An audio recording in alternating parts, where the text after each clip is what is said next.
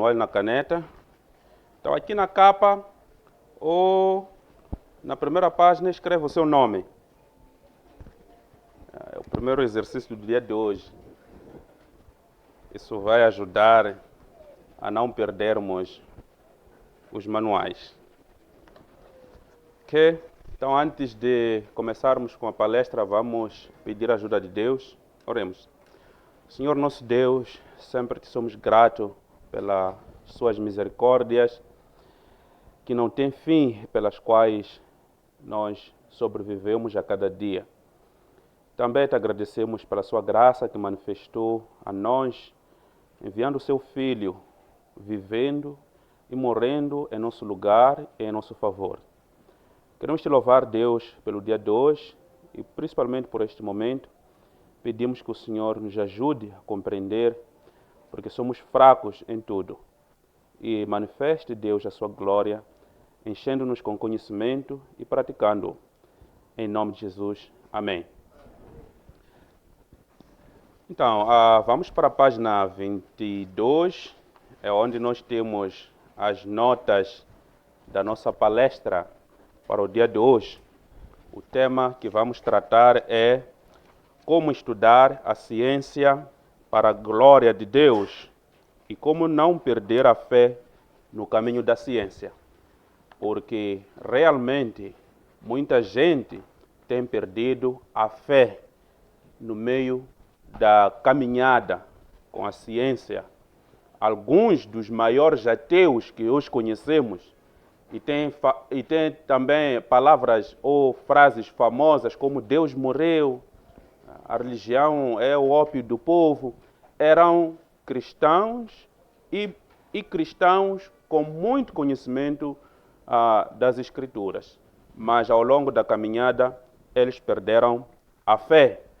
É por essa razão, e mesmo aqui, nós podemos ter conhecimento, não sei se os irmãos têm conhecimento, a maior parte dos nossos governantes, Mangane, Machele, Chissano, Guebuza, até Nhusi, e todos que hoje chamamos de corruptos, queremos que eles morram, eram jovens da igreja. Alguns eram jovens da igreja batista, presbiteriana, católica, eram jovens muito ativos, mas hoje em dia não conhecem nem a porta da igreja, a não ser para fazer campanhas. Então, por isso é muito importante que a gente dedique um tempo falando desse assunto, porque alguns aqui suspeitam que depois de se formarem e terem bons empregos, provavelmente a igreja e Deus ficarão em quarto plano. Por isso, para isso não acontecer sem advertência, queremos ajudar os irmãos a terem essa percepção das coisas. Primeiro, o que significa ciência? A palavra ciência parece ser uma palavra muito difícil, mas ciência significa simplesmente conhecimento ou sabedoria. Nós podemos encontrar esta palavra em algumas traduções da Bíblia, que diz, busca a ciência, busque conhecimento. E ciência é conhecer. É por isso nós já ouvimos falar de ciências religiosas, já ouvimos falar de ciências ocultas, ciências mágicas, ciências naturais, ciências sociais, ciências filosóficas, a ciência teológica. É que para dizer conhecimento, uma forma chique de dizer conhecimento é usar a expressão ciência. Então, muitas vezes usamos essa expressão ciência para significar conhecimento. E ciência é conhecimento acerca do mundo. O significado mais amplo é conhecimento acerca do mundo. Mas nós sabemos que ciência não se limita apenas ao conhecimento do mundo, mas também ciência é ciência acerca do mundo e a ciência é a ciência acerca do Deus que criou o mundo. Então, a ciência ocupa-se do mundo que foi criado por Deus. Irmãos aí, estão a criar interferência. Yeah. Então, a ciência é sobre o mundo de Deus. Por isso, todos nós, de princípio, somos cientistas.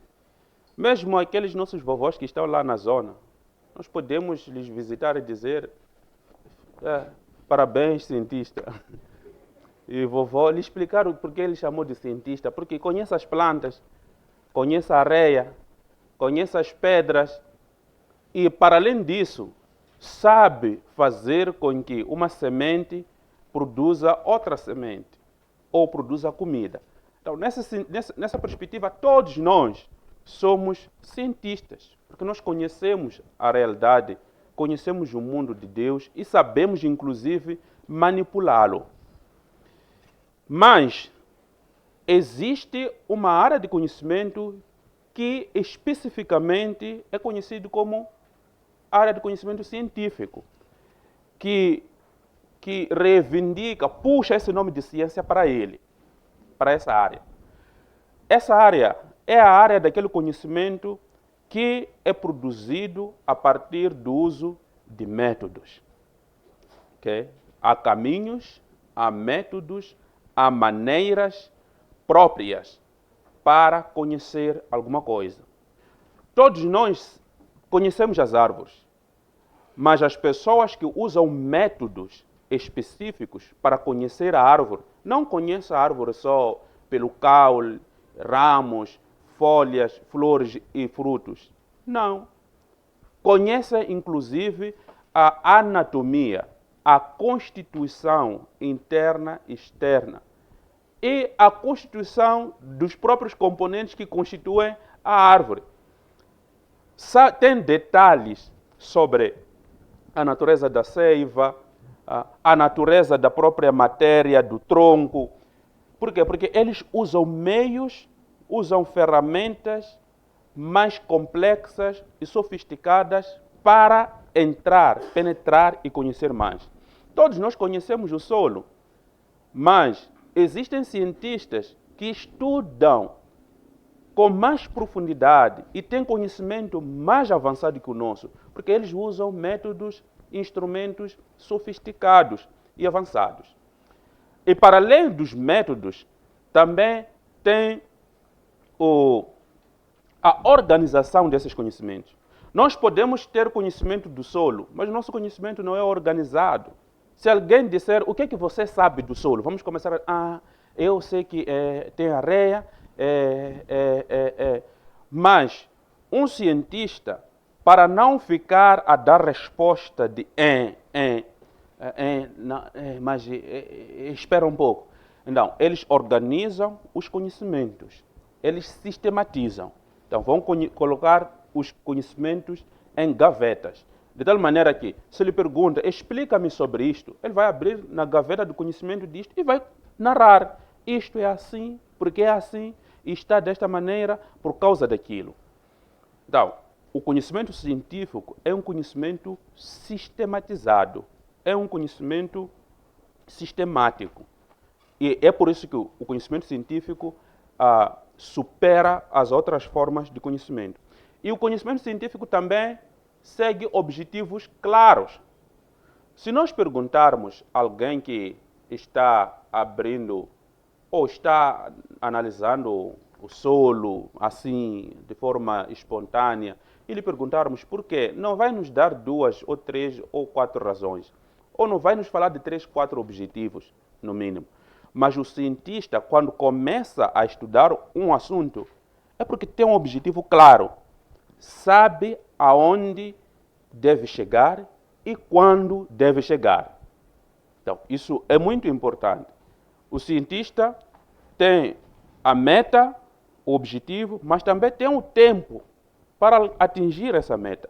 Quando o cientista começa uma pesquisa, não somente definiu um objetivo, mas definiu o tempo para atingir esse objetivo. E é por isso que o conhecimento científico é um conhecimento ordenado, é um conhecimento que segue uma ordem, é um conhecimento também claro.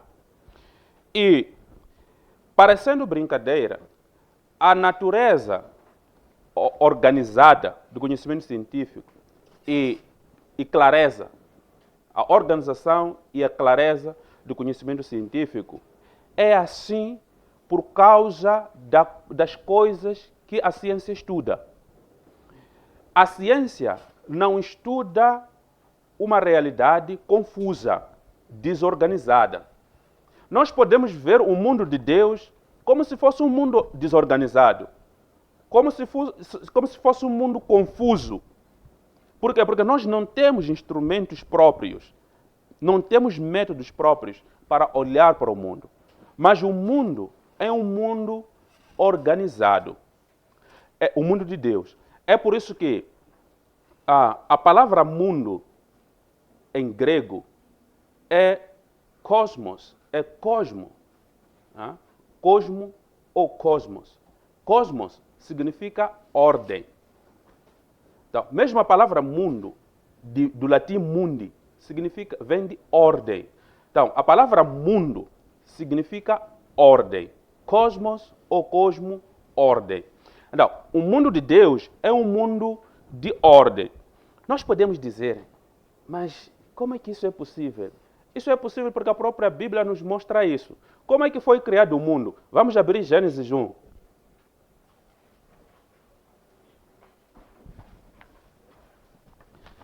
Vamos abrir Gênesis 1, vamos ver como é que Deus criou o mundo. Para ver se há alguma desorganização aqui. Gênesis 1. Podemos começar só de 3 até 13. Ou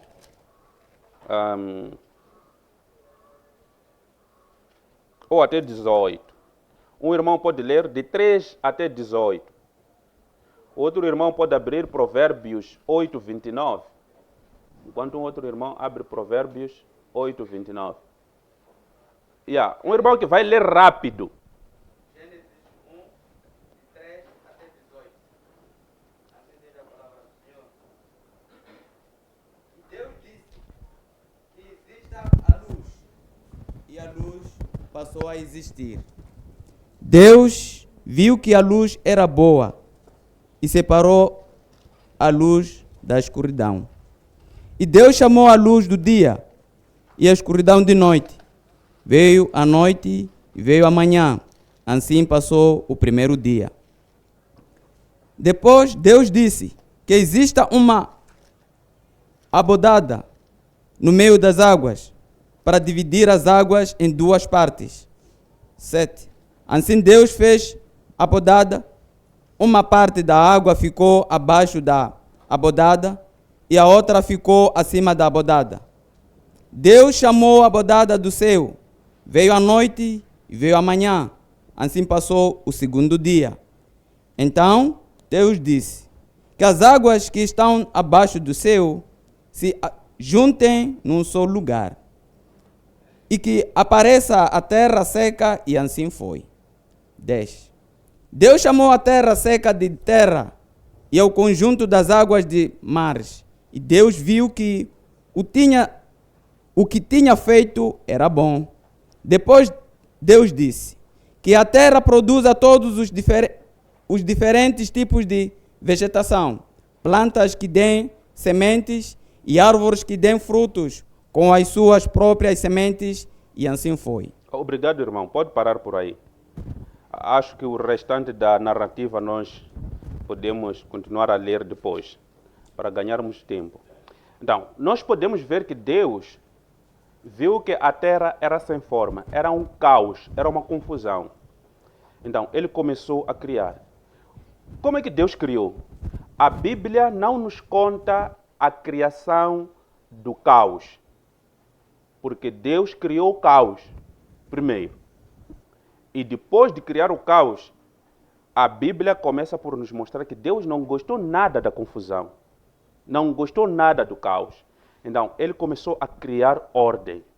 Okay? Então, a natureza, ou seja, a ciência, quando estuda o mundo de Deus, vai estudar as leis que regulam esta ordem estabelecida por Deus na natureza. E é por isso que a ciência ela é organizada. A ciência tem ordem, porque a coisa que estuda é uma coisa que tem ordem, é uma coisa organizada. Se a natureza, se o mundo fosse um caos, uma confusão, a ciência seria um caos, seria confusão, porque a ciência estuda as leis do mundo. Então, as leis que a ciência nos diz hoje seriam caóticas, seriam confusas, e ninguém ia conseguir compreender, e logo não haveria ciência. Amém? Provérbios 8, 29, um irmão já achou? Se um irmão não achou, posso ler. Então, Provérbios 8, 29 diz o seguinte: quando punha ao mar o seu termo, para que as águas não ultrapassassem a sua ordem, quando compunha os fundamentos da terra. Então, nós podemos ver aqui que Deus colocou limites, colocou fronteiras. É só verem, ele separou água num lado, o céu no outro lado, a terra no outro lado, e o que existe no céu, muita coisa do que existe no céu não existe na terra. Muita coisa que existe na terra não existe na água. Por exemplo, na água não há pessoas. Não, Deus ordenou, deu esta ordem. Mas para além da ordem, a clareza também vem do próprio Deus. É por isso que o conhecimento científico é claro, porque isto está na base de uma realidade clara. Gênesis 1:3 diz o quê? Podemos ler também Romanos 1, 19 e 20. Peço um irmão abrir Romanos 1, 19 e 20 e Gênesis 1:3. Gênesis 1:3, alguém já achou?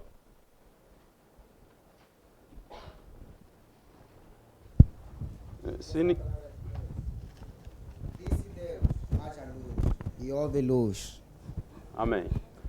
Então, antes de criar, o que é que fez Deus? Criou luz. Deus não criou na escuridão. Primeiro, clareza.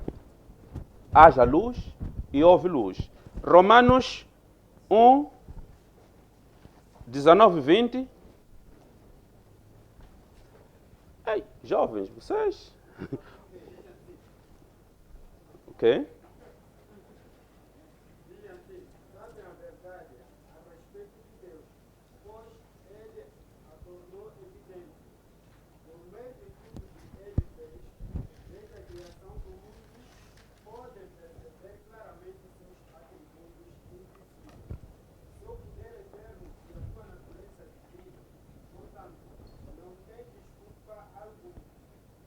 Ok. Então, Deus criou, a Bíblia diz que, versículo 20, porque as suas coisas invisíveis, desde a criação do mundo, tanto o seu eterno poder como a sua divindade, se entendem claramente, se veem pelas coisas que estão, e claramente se vê pelas coisas que estão criadas. Então, para nós entendermos as coisas invisíveis de forma clara, o apóstolo diz que as coisas invisíveis podemos entender claramente através das coisas criadas. Então, para nós entendermos claramente essas coisas criadas, o poder de Deus, os atributos de Deus, é porque esta natureza, que é sombra da realidade invisível, tem que ser clara. Se fosse confusa, nós não íamos conseguir entender nada. Então, a ciência é clara e a ciência é organizada. Por quê? Porque a criação de Deus, o mundo de Deus, é organizado e é claro. Deus, nós podemos ver a partir disso que Deus ama a ordem e a clareza.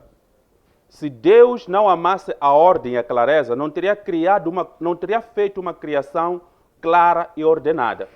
Agora, nós fomos feitos à imagem e semelhança de Deus. E nós também amamos a clareza e amamos a ordem. É por isso que, a partir de um determinado momento, principalmente no período do Renascimento, os seres humanos disseram não. O conhecimento está muito confuso. Antes do surgimento da ciência moderna, como a conhecemos hoje, havia ciência. Só que essa ciência estava dentro de muita confusão. estava dentro da alquimia, da astrologia, de magia. Não, era tudo misturado. Hoje podemos admirar cientistas como Leonardo da Vinci, Johannes Kepler, Galileu Galilei, Nicolau Copérnicos, porque eles começaram a trazer a ideia da ciência como nós conhecemos hoje. Mas todos esses e outros, mesmo Isaac Newton pelo menos escapou porque era cristão, mas muitos desses eram astrólogos, seguiam alquimia. Muitos deles acreditavam em mitos. Então, mas os primeiros cientistas tentaram separar a ciência da confusão, da astrologia, da alquimia, da magia, para que o conhecimento científico fosse um conhecimento claro e ordenado e objetivo. Que alguém pudesse, qualquer pessoa que não fosse mágico, astrólogo, pudesse conhecer, pudesse aprender e pudesse desenvolver. Então, o amor pela ordem e pela clareza é o que fez com que os cientistas do período do Renascimento descobriram ou produziram métodos e ferramentas que nos dessem um conhecimento claro, objetivo e ordenado. E esse conhecimento é o que hoje chamamos de conhecimento científico. Então, quando nós vamos à universidade, nós queremos aprender esses métodos que nos ajudam a compreender o mundo de Deus de forma clara, de forma objetiva e de forma ordenada. Quando falamos do mundo de Deus, estamos a falar do mundo natural e do mundo social. Então, temos a realidade natural e temos a realidade social. Para nós compreendermos o funcionamento, as leis do funcionamento da sociedade, nós precisamos da ciência, porque a ciência deve nos oferecer essas leis. Para nós compreendermos as leis do funcionamento da natureza, nós precisamos dos instrumentos da ciência. Então, a ciência não é má de jeito nenhum.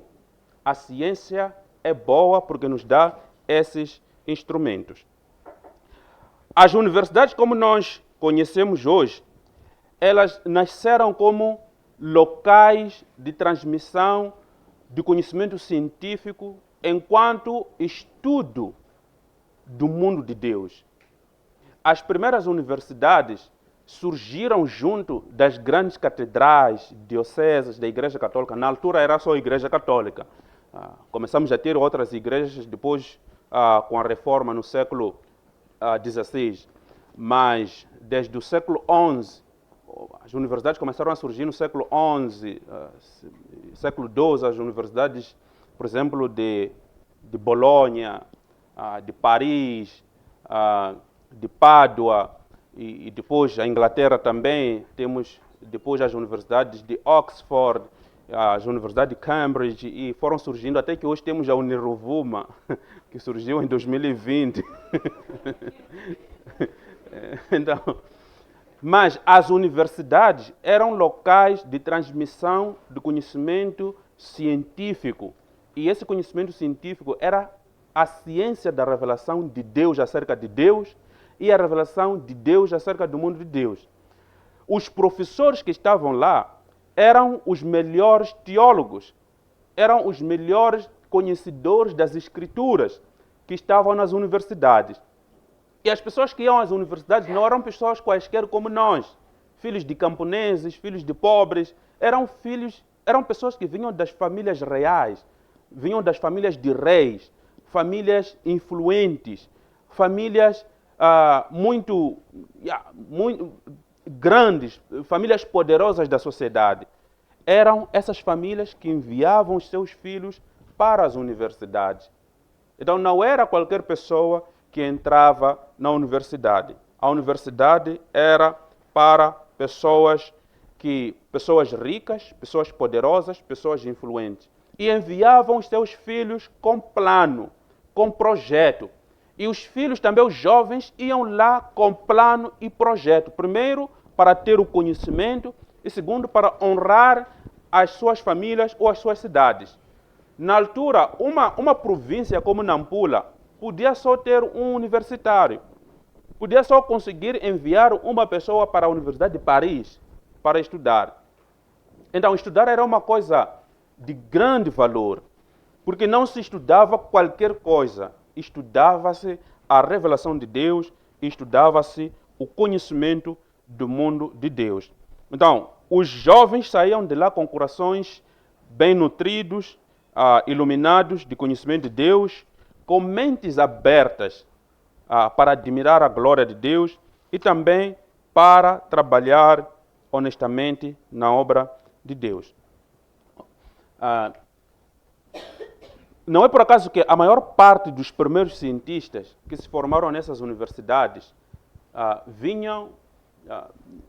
eles viam os seus estudos, as suas descobertas, como, primeiro, decorrentes da sabedoria de Deus. Eles todos acreditavam que era Deus que lhes dava essas descobertas ou esses conhecimentos. Eles glorificavam a Deus. Quando Isaac Newton descobriu a lei da gravidade, glorificou a Deus. Quando, por exemplo, René Descartes descobriu o método, ele glorificou a Deus. Quando todos os nossos cientistas, por exemplo, quando quem estuda química aqui? Quem está na universidade estuda química?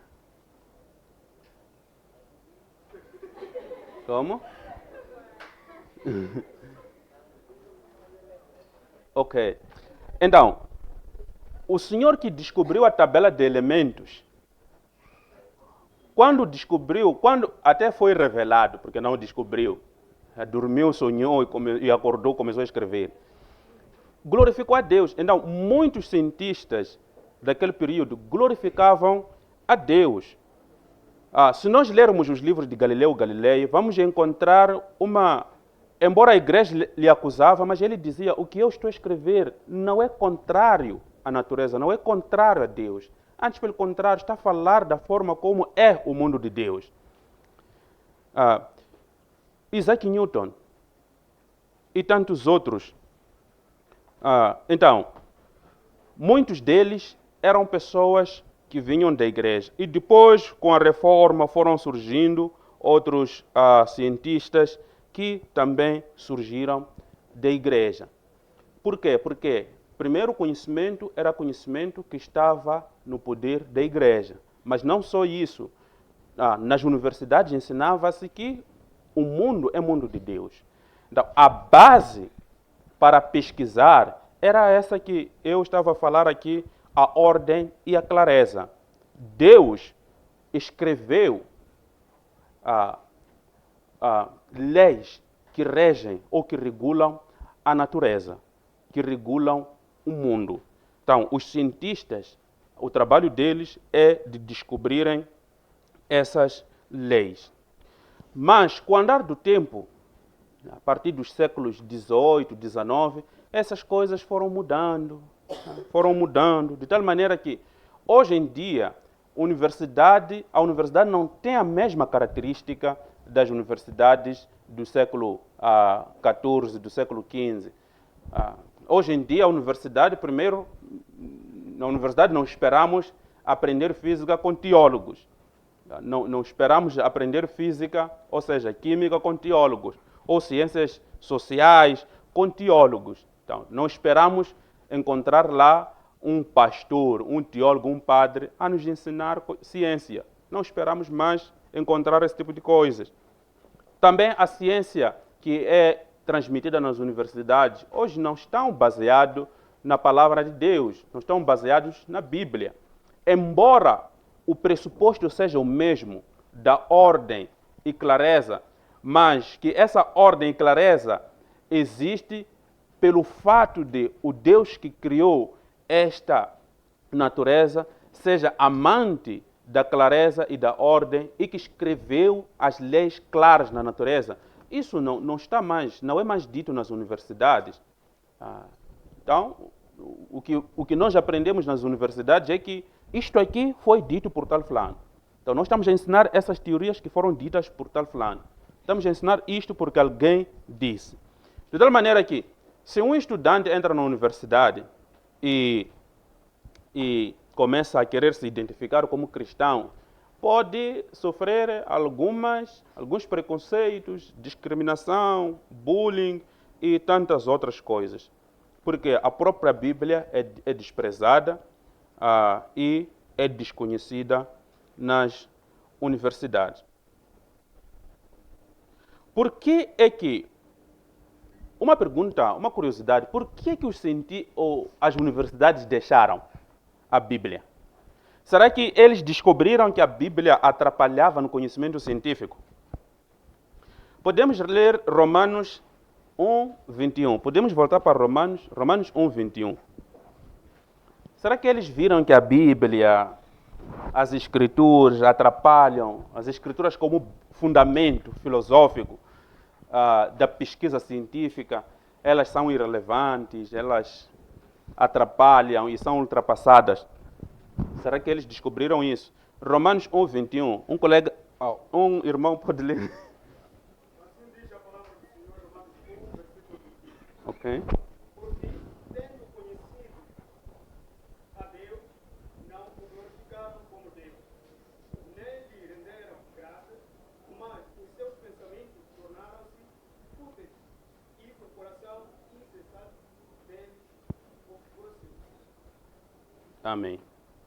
Então, porque tendo conhecido a Deus, não o glorificaram como Deus. Os primeiros cientistas que foram separando o conhecimento científico do mundo de Deus, do próprio Deus, ou do fundamento das Escrituras, eram pessoas que conheciam a palavra de Deus. Eram pessoas que conheciam a Deus. Charles Darwin foi estudante de Paley, um grande teólogo da natureza. E Charles Darwin pensava que estava a revolucionar a teologia da natureza do seu mestre. E ele escreveu o livro A Origem das Espécies, que é a base da teoria evolucionista, que é contrária à teoria criacionista. Então, Darwin não é que ignorava as escrituras, não é que ignorava a teologia, não é que não tinha conhecimento. Ele tinha. Mas o seu orgulho, a sua arrogância, o fez se apartar. Conhecendo Deus, ele não quis glorificar a Deus, como os seus mestres que produziam livros, davam estudos da natureza, da ciência, produziam a ciência da natureza, mas voltando também para as Escrituras, tendo como base as Escrituras. Então, Darwin aprendeu assim e sabia que era assim, mas ele não queria glorificar a Deus como os seus mestres, então ele se apartou. E com o andar do tempo, outras pessoas foram se apartando. Friedrich Nietzsche, por exemplo, que é mais conhecido pela expressão Deus morreu. Então, ele escreveu, há um livro muito famoso, A Gaia da Ciência. Então, escreveu Deus morreu. Na faculdade, ele estudou na Basileia. Basileia é Suíça. Suíça foi uma das cidades centrais da Reforma. Não só Genebra, mas Basileia. Basileia é onde estava Martin Bucer primeiro e depois saiu para a Inglaterra. Então, Basileia era uma cidade onde estavam os grandes cérebros. Basileia esteve lá Erasmo de Roterdão. Não, Basileia estavam lá os cérebros que foram edificados, foram estudados, ou seja, foram construídos na base das Escrituras. E Nietzsche, na universidade, era conhecido como pastorinho, porque ele era muito religioso antes.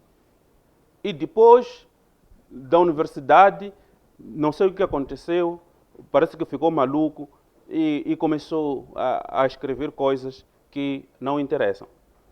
Karl Marx, que é conhecido pela expressão que diz a religião é o ópio do povo. Então, Então a religião só promete falsa felicidade. Era o melhor estudante da Bíblia na Universidade de Berlim. O melhor estudante da Bíblia. Mas ele depois disse, religião só promete falsidades, religião não leva a nenhum sítio. Então, como nós podemos ver, o abandono da palavra de Deus como fundamento filosófico para a pesquisa científica não se deve ao fato de a Bíblia ser irrelevante para isso ou ser ultrapassada. Não, se deve ao orgulho do homem de não querer glorificar a Deus. Então, mesmo nas escolas, eu, por exemplo, no meu curso, apenas eu e mais um colega é que não tínhamos feito teologia. Todos se formaram para ser padres. E todos eles são os maiores ateus que nós temos no curso. E alguns deles são os piores corruptos da faculdade. Mas eles aprenderam sobre... Queriam ser padres. Mas, por causa de não querer glorificar a Deus, eles hoje são ateus e tantas outras coisas. Então, o abandono da Bíblia como fundamento para a pesquisa científica, para o estudo do mundo de Deus, é devido à arrogância humana, ao orgulho humano. Não é porque a Bíblia não oferece fundamentos. Oferece sim, porque o mundo é mundo de Deus. E Deus ama a ordem e ama a clareza. E Ele criou o mundo. Estabeleceu leis que podem ser percebidas por nós que somos a sua imagem. Podemos ler essas leis. Albert Einstein costumava dizer que se os cristãos tivessem a mínima noção do quão o mundo é, observando, por exemplo, o espaço intergaláctico, as galáxias. Ele observava tudo isso, observava o mundo físico. Ele dizia, se os cristãos tivessem a mínima noção do quão o mundo é maravilhoso, do quão o mundo é majestoso e belo, eles glorificariam a Deus mais do que o fazem agora. Porque a ciência nos permite fazer isso. Deus fez o mundo para nós o conhecermos, o admirar e glorificarmos a Deus. Mas, por causa das razões que apontei aqui, e o apóstolo Paulo aponta, a ciência, a universidade tornou-se perigosa e a ciência tornou-se algo que já não é feito para glorificar a Deus, mas para afastar as pessoas de Deus. Quais são as reais ameaças? Desculpa, estou a consultar o tempo. Quais são as reais ameaças quando nós vamos à universidade? Já que a universidade está desta forma, não é como as universidades no início da sua formação. Uma das primeiras ameaças é a exposição a novas ideias, cosmovisões, formas de abordagem da natureza muito estranhas e contrárias às Escrituras. Hoje, já não aprendemos nas universidades que o mundo foi criado por Deus.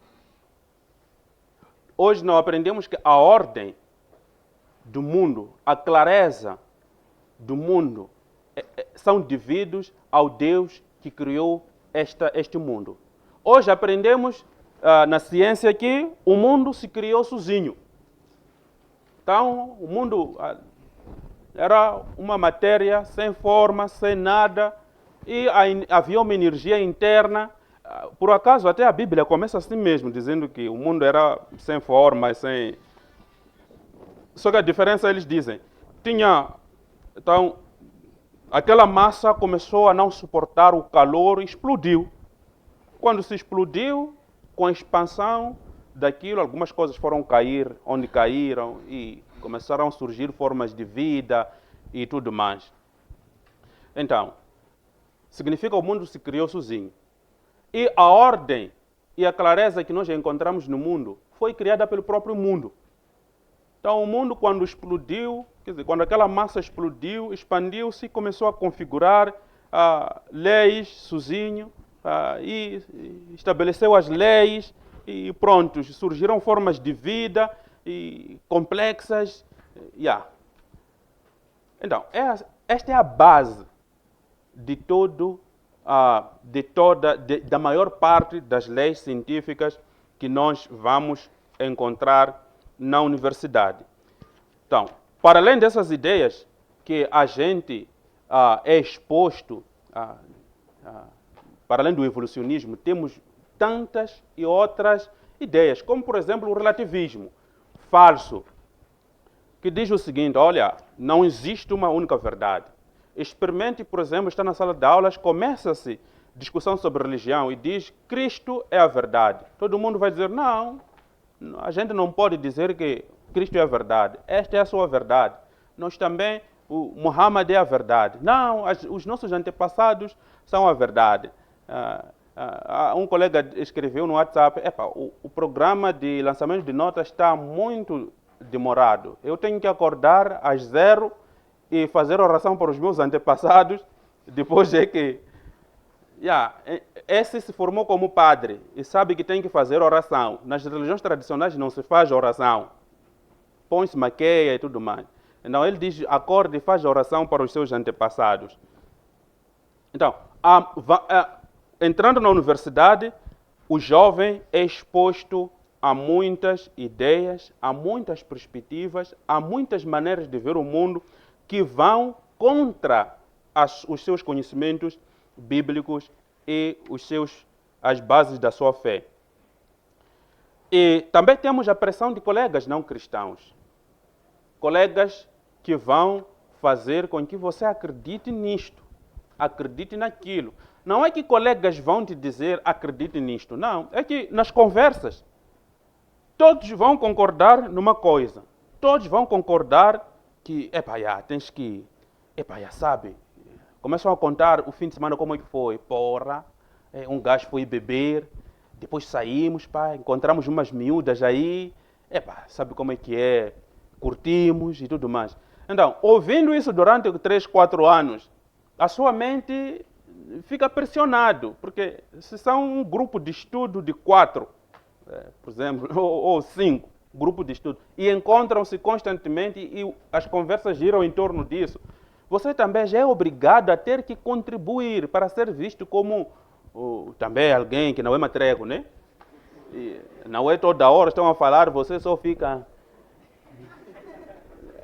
Então, essa pressão de eu também tenho que dizer alguma coisa que impressione meus colegas, nos leva muita gente a abandonar as bases da sua fé. Mas não somente as ideias, num contexto em que a Universidade Pedagógica agora está a introduzir licenciatura em curanderismo. Agora, numa sociedade em que a tendência é essa, de termos licenciatura em curanderismo, termos isto e aquilo, nós aqui vamos introduzir ciências religiosas para estudar um pouco de tudo, curanderismo, islamismo, cristianismo e tudo mais. Agora, você é um estudante que está naquela sala e quer dizer que a verdade é Cristo e não o curanderismo. Aquele que diz que a verdade é o curanderismo, como é que vai se sentir? Então, para não machucar, você fica no seu canto e acaba dizendo sim. Na verdade, isso também é verdade no seu contexto. E essa pressão nos faz, faz muitos estudantes abandonarem as bases da sua fé. O estresse acadêmico. A universidade ocupa para as pessoas que vão lá para estudar. Não pessoas que vão lá para encomendar trabalhos, mas pessoas que vão lá para estudar. Principalmente se está para fazer arquitetura na Unilúrio. É melhor se preparar para bater diretas. Temos alguém que faz arquitetura aqui? Ou fez? Os estudantes de arquitetura não dormem. Se está para fazer medicina, engenharia, direito, filosofia, literaturas, são áreas que, se você quiser estudar, não vai dormir. Então, estressa. É leitura atrás de leitura. É trabalho atrás de trabalho. É biblioteca atrás de biblioteca. Isso pode roubar tempo para oração, para participar nas classes de discipulado e para se envolver em atividades como estas, como conferências, seminários de jovens e outros programas da igreja que ajudam a fortalecer a fé. Então, tudo isso pode comprometer a fé do jovem. Por isso, é preciso ter muita atenção aqui, ter um bom plano para que não sufoque ou não fique sufocado com estresse. Temos também a solidão. É normal entrar na universidade, sair sem saber que tal fulano é crente de verdade. Porque quando começa a se bombardear essas ideias, todo mundo, os cristãos ficam, até parece que querem se esconder embaixo das carteiras. Se escondem. Não dizem não, professor, isso aí não é assim. Eu tenho uma colega que estava a fazer doutoramento no Maputo. E ela quis, por acaso ela é um pouco inteligente, né?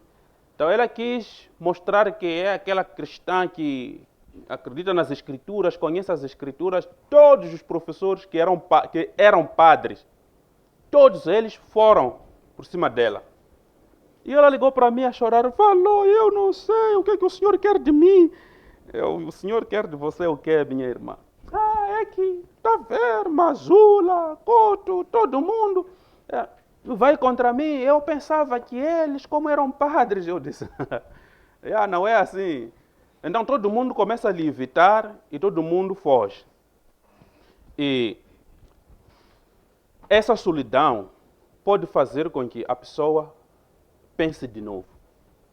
Olha, para eu não ficar isolado, eu não ficar assim desprotegido, é para ter pelo menos alguém com quem posso, pelo menos eu deixar a minha fé de lado e avançar. Então, essa solidão pode ser um problema. Temos a questão da crise. Muita gente vai à universidade, geralmente vai à universidade na idade dos 18 até 22 anos. Então, essa idade é uma idade da adolescência.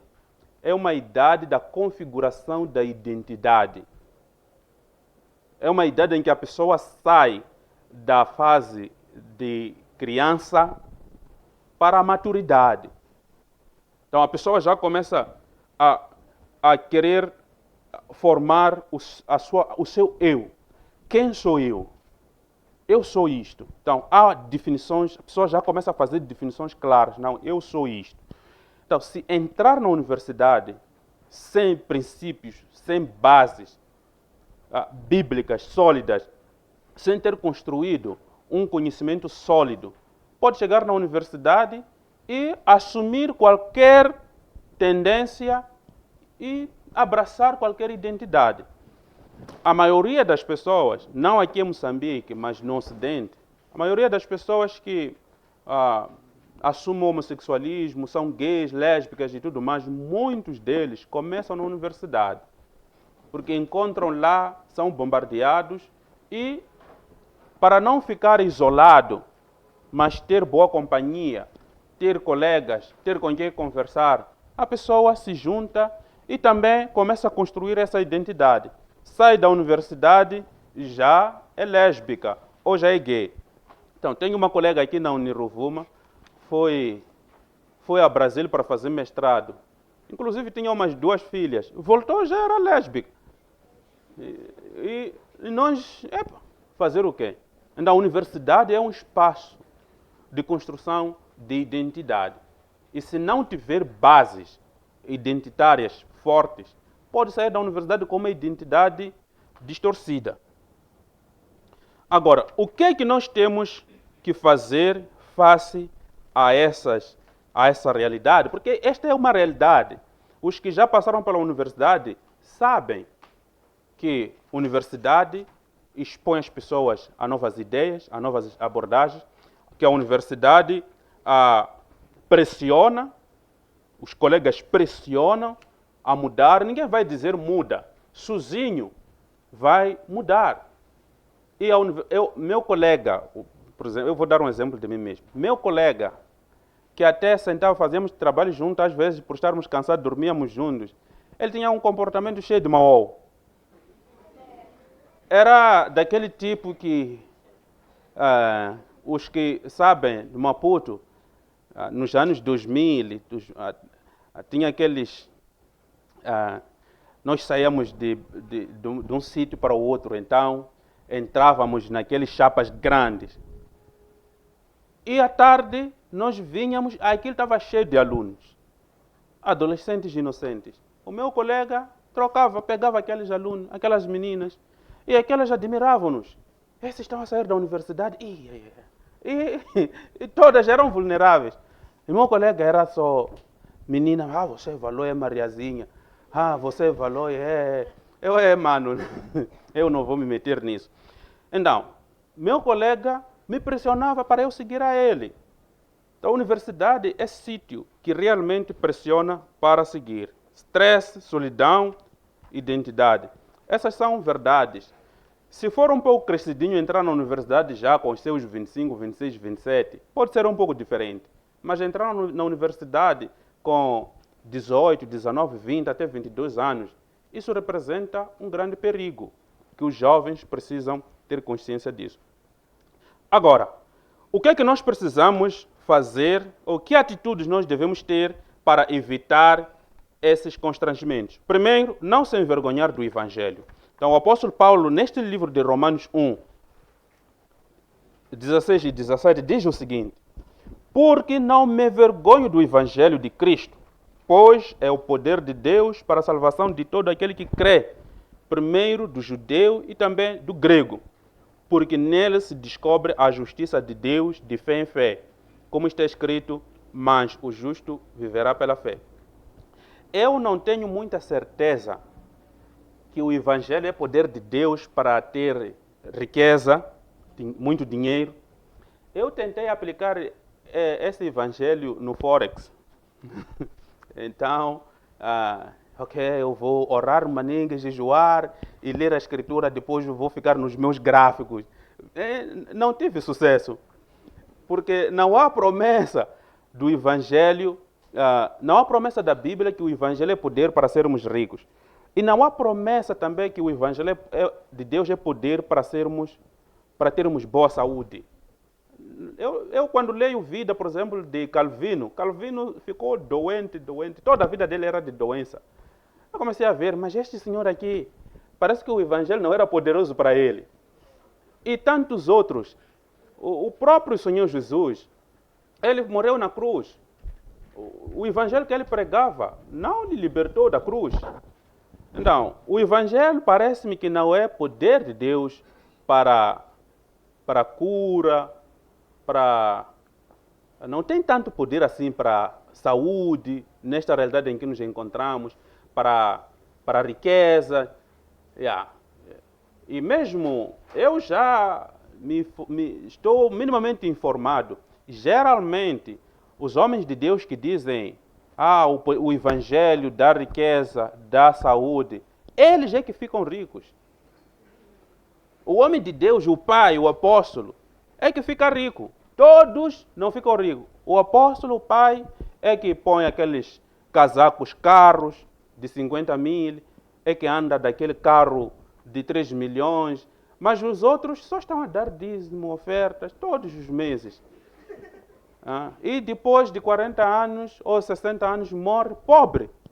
Então, me parece que o Evangelho não é... É muito arriscado dizer que o Evangelho é poder de Deus para ter boa saúde, para ter riqueza. Esse tipo de coisas tem outros fóruns. Quem quiser ser rico pode me contactar. Mas o Evangelho é poder de Deus para a salvação de todo aquele que crê. Essa é a verdade. Ninguém crê em Jesus e não é salvo. Não. Não é possível crendo em Jesus e não ser salvo. E nem é salvo depois perder salvação. Não. É salvo para sempre. Porque salvação é recepção da vida eterna. E essa vida eterna, se recebesse depois perdesse, já não seria eterna. Então, o Evangelho é poder de Deus. Nós não podemos nos envergonhar, não podemos ter medo de nos identificarmos como pessoas que foram salvas pelo Evangelho, como pessoas que acreditam no Evangelho que salva. E aquelas pessoas que tiraram a ciência do seu fundamento bíblico e colocaram no fundamento do pensamento humano, essas pessoas estão morrendo. São pessoas ímpias, que carecem da salvação, que precisam ouvir que há vida em Jesus. E essas pessoas precisam de ouvir a verdade. Então, se nós tivermos medo, estamos a perder a oportunidade de dizer, pelo menos a uma pessoa, que, mano, nós podemos estudar, fazer ciência. Mas uma coisa é certa, um dia vamos enfrentar o juízo de Deus. Essa é a verdade. Todos nós vamos enfrentar o juízo de Deus. Agora, na situação em que nos encontramos com a nossa ciência, parece que não vai nos ajudar muito. E é preciso nós falarmos a verdade do Evangelho às pessoas. Aprofundar o conhecimento da Bíblia. Às vezes nós vamos à universidade e não conhecemos a Bíblia, não conhecemos as Escrituras. É muito perigoso. Porque você vai chegar lá, vai ser exposto a novas ideias. E se não conhece a Bíblia, não conhece as Escrituras, essas ideias vão ser a verdade. Onde não há verdade, a mentira é a verdade. Então, o jovem, antes de entrar na universidade, deve se preocupar em conhecer a Bíblia. É verdade que as nossas igrejas, às vezes, não são muito fortes no discipulado e no ensino, mas nós precisamos fazer esforços. E também, vida de oração. Nós precisamos desenvolver uma vida de oração. Não é só ter uma cabeça cheia de versículos de Bíblia e espiritualmente fraco. Nós jovens, principalmente igrejas reformadas, temos mania de não orarmos. Oração é muito importante. Precisamos estar em comunicação com Deus, falando a Deus os nossos medos, as nossas frustrações, as nossas dificuldades, também aquilo que Deus nos dá, agradecermos e dizermos a Deus, Deus, eu conto consigo. Nós precisamos da força de Deus em tudo. Precisamos construir um relacionamento com outros acadêmicos cristãos. Há associações, não sei se ainda funciona, mas eu sei que existe a BEMO. Só que é muito fraca aqui em Nampula. Noutros sítios é muito forte. E outras associações. Existem, por exemplo, na Unilúrio, tenho conhecimento da existência de um grupo de estudo bíblico lá. E que estudantes internados fazem esse estudo. Não sei se é um estudo enraizado nas escrituras, mas quando entrar na universidade, é melhor procurar se informar dessas associações. E outros irmãos, procurar saber os outros cristãos e se fortalecerem. Fora isso, é preciso buscar mentores, pessoas que vão ajudar, vão te pegar a mão, pessoas que já passaram pela universidade. Okay? Então, isso é muito importante. E também entender que a palavra de Deus é a verdade.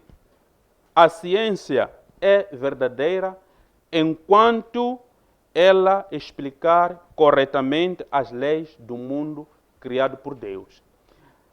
As leis da ciência, ou seja, as leis da ciência, as leis da natureza não mudam, mas as teorias que explicam essas leis mudam. Por que mudam? Porque falham. As teorias é o que o cientista, uma teoria é o que o cientista cria para ler as leis. Não são as leis.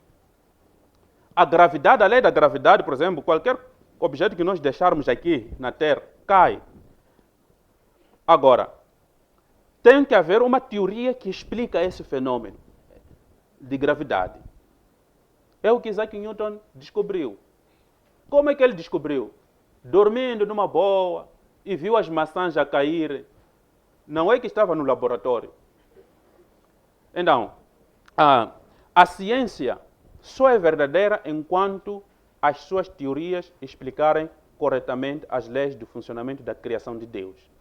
Agora, como nem todas as teorias da ciência explicam corretamente as leis da criação, as teorias mudam, vão mudando. Então, vamos ter, por exemplo, nós tínhamos a teoria que dizia que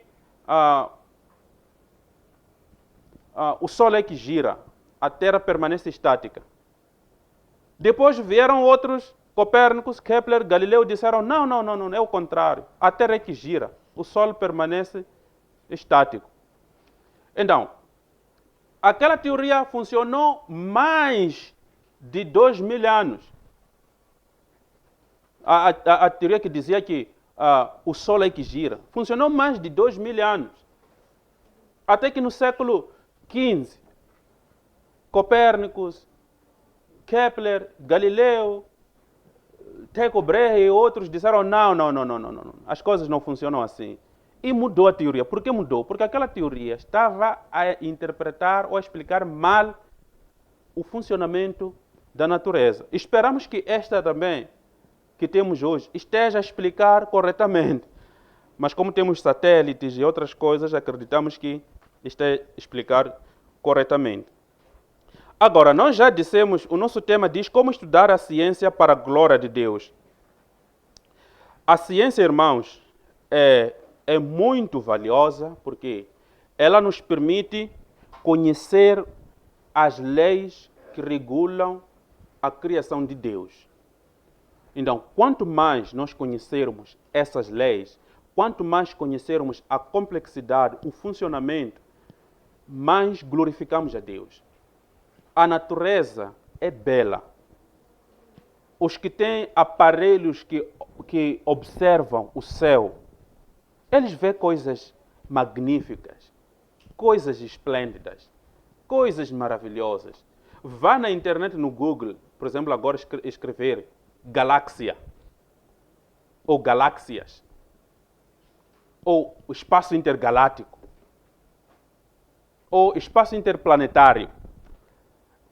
Ver a constelação de estrelas, ver o que você vai ver. Você vai ver coisas maravilhosas que nunca imaginava. A ciência, quando fala do nosso cérebro, quando fala da nossa constituição, do nosso DNA, você fica, uau, são coisas maravilhosas. Quando fala das leis, existem leis que são comuns a toda a criação. Okay? Então, as descobertas, por exemplo, do Fibonacci, são descobertas maravilhosas. Não, isso tudo nos faz glorificar a Deus, como dizia Einstein, que quando o cristão conhecer a natureza, esse cristão vai glorificar mais a Deus. O James Maxwell, quando descobriu o magnetismo, ele dizia que ele ficou fascinado pela harmonia do mundo.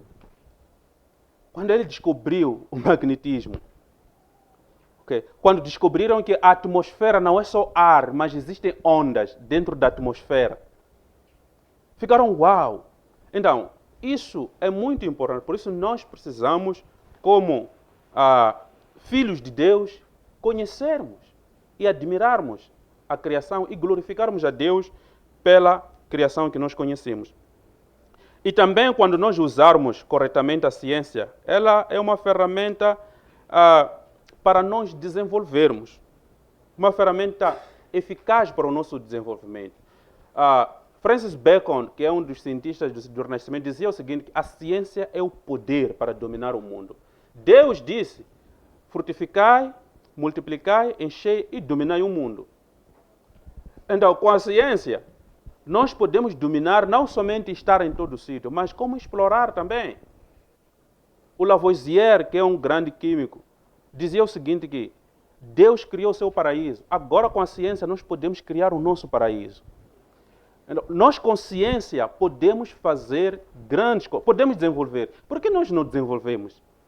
Porque a China é desenvolvida e nós não desenvolvemos. Não é porque os chineses são melhores que nós. Não é porque os americanos são melhores. As maiores descobertas nos Estados Unidos foram feitas por negros e negras. E por que aqueles negros descobriram e nós não descobrimos? Porque eles tinham ciência. O semáforo, quem descobriu o semáforo? Quem inventou? Foi um negro. Então, o irmão Bila comprou um livro no Brasil com o título Os Gênios da Humanidade. Quem quiser ler, se fascinar com as descobertas dos negros, pode pedir emprestado esse livro. Mas aqueles negros são negros como nós. Nós pensamos que nós não podemos descobrir nada, não podemos fazer ciência, mas nós podemos muito bem. Para terminar, a grandeza de uma civilização depende também do domínio da ciência. Se nós não dominarmos a ciência, vamos continuar com uma África miserável como é. Uma África que não é respeitada, uma África que não é reconhecida. Eu costumo ver reportagens sobre Congo. Congo é um dos países mais ricos da face da Terra. Produz recursos mais queridos da face da Terra. Mas é o país mais pobre. Moçambique é um dos países mais ricos. Nós temos não sei que quantidades de recursos minerais aqui. Mas por que nós não podemos explorar e desfrutar deles? Porque não temos ciência. Os que têm ciência vêm e nós respeitamos, ajoelhamos e eles não nos respeitam. Impõem ordem sobre nós. Porque nós não temos como entrar, manipular as leis e tirar esses recursos. Então, a grandeza de uma civilização depende do domínio da ciência.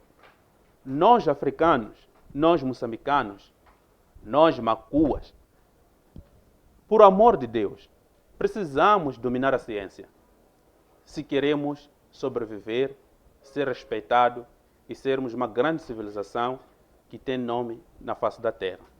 E muito obrigado, eu vou devolver a palavra ao MC. Deus abençoe.